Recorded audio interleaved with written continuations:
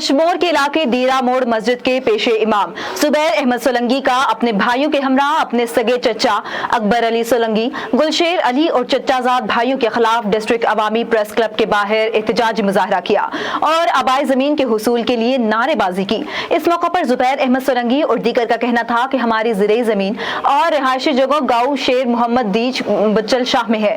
हमारी आबाई जमीन पर हमारे चचा अकबर अली सोलंकी, गुलशेर सोलंकी, एहसान सोलंकी और दीगर ने कब्जा किया हुआ है। हमारे वालिद साहब हुजूर बख्श सोलंकी जो कि 1996 में फौत हो गए थे, तब से अब तक हमारी आबाई जायदाद पर चचा काबिज है। खून सफेद हो गया है। अपना हक मांगने पर सगा चचा और चचाजाद भाई जान के दुश्मन बन गए हैं। हमारे पर झूठे मुकदमा दर्ज करवा रहे हैं। उनका कहना था कि हम अपने बरादरी के मोअज़्ज़ीन सरदार अकमल खान सोलंकी, सरदार राहील खान और दीगर सरदार साहिबान को भी अपील करते हैं कि मामले का नोटिस लेकर हम यतीमों को हमारा हक दिलवाया जाए।